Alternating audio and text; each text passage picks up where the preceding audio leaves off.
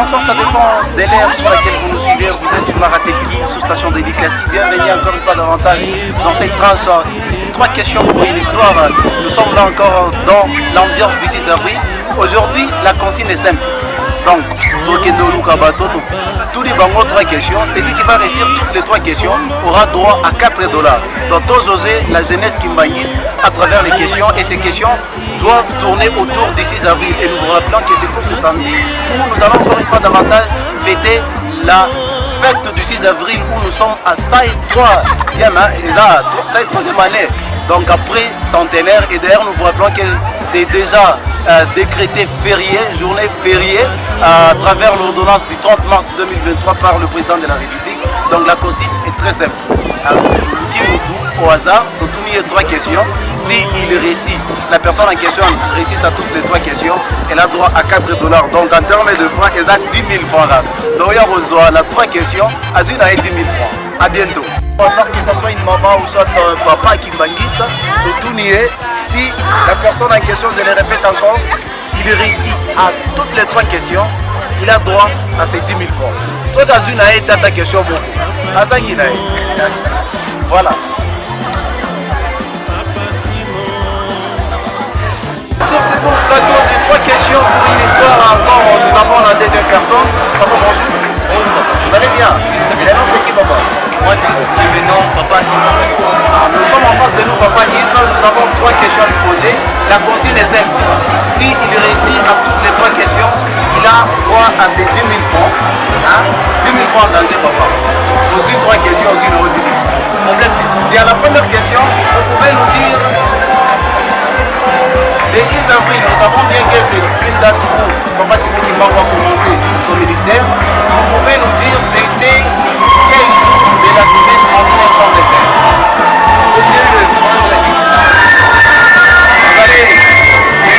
Vous allez commenter, ajouter les commentaires. Il a échoué à la première question. La deuxième question, vous pouvez nous dire en quelle année que Papa Simon Kimbangu a quitté Kamba pour Kinshasa? En quelle année? Quand il avait pris la mission que Jésus lui avait confiée. C'était en quelle année? Vous allez encore commenter, donc ajoutez les commentaires et mettez les bonnes réponses. Il a échoué encore à la deuxième question. Passons à la troisième question. La troisième question, vous pouvez nous dire les noms du père de Papa Simon Kimbangu et de la mère de Papa Simon Kimbangu. De la mère de Papa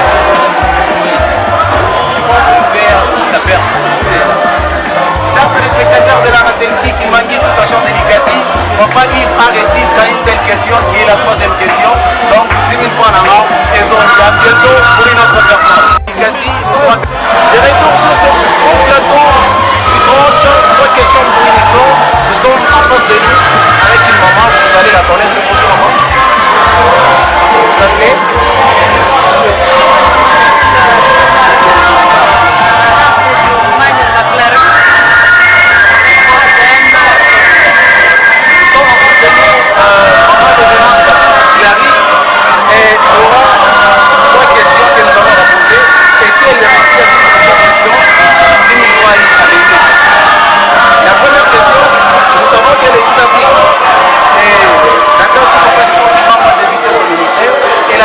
Et la suivante.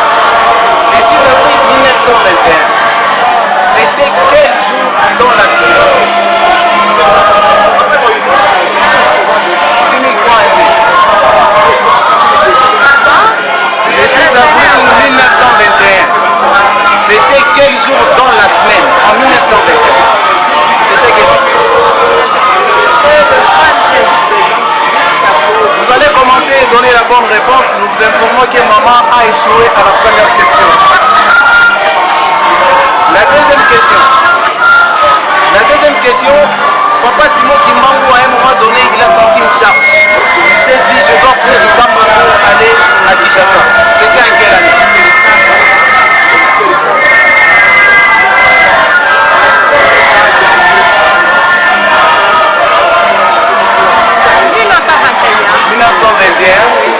Vous allez commenter, vous allez mettre la bonne réponse aux commentaires. Maman a échoué à la deuxième question. Nous passons à la troisième question. Nous savons que le père de Papa Simon Kimbangu s'appelle Kuyela et la mère s'appelle Louise. Maman révérende, est-ce que vous pouvez nous donner la signification de Louise et de Kuyela? Qu'est-ce que signifie Louise et qu'est-ce que signifie Kuyela?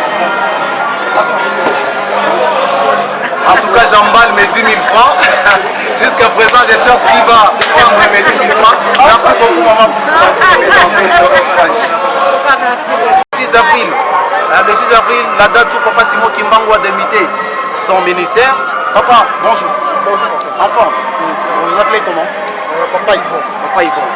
Pour moi, les noms ne vous intéressent pas. Nous passons à la première question. Nous savons très bien que la date du 6 avril, c'est une date où Papa Simon Kimbangu a commencé son ministère, donc le début du ministère de Papa Simon Kimbangu.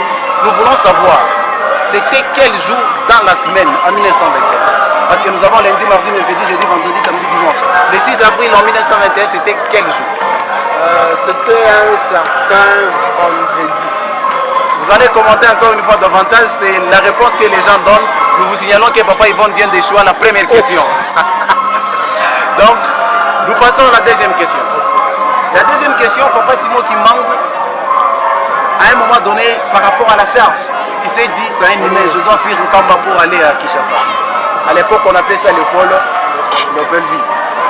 Nous voulons savoir, c'était en quelle année où Papa Simon Kimbangu s'est enfui à Kinshasa? C'était toujours en 1921, après avoir fait 3 mois en Kamba. C'était toujours en 1921. Vous allez commenter encore davantage. Papa Yvonne vient d'échouer à la deuxième question. C'est pas facile. Hein? Voilà pourquoi nous invitons les gens le mardi à la conférence des jeunes. Nous passons à la troisième question. La troisième question, le nom du père de Papa Simon Kimbangu, c'est Kuyela. La mère, c'est Louise. Est-ce qu'on peut savoir la signification de Louise et la signification de Kuyela? Vous pouvez me remettre mes 10 000 francs. Donc jusque-là, il n'y a personne qui a remporté ces 10 000 francs.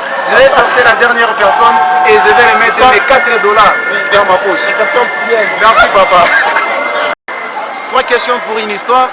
En tout cas, il n'y a personne qui vient de prendre mes 10 000 francs. Rendez-vous prochainement et avant les 6, nous allons continuer avec ces micro-baladères afin de s'enrichir. Hein, c'est un échange de questions, mais une fois, vous venez de constater que les jeunes kimbanguistes n'ont pas l'habitude de fouiller, n'ont pas l'habitude de chercher, n'ont pas l'habitude de se cultiver afin de défendre l'église kimbanguiste à travers son histoire.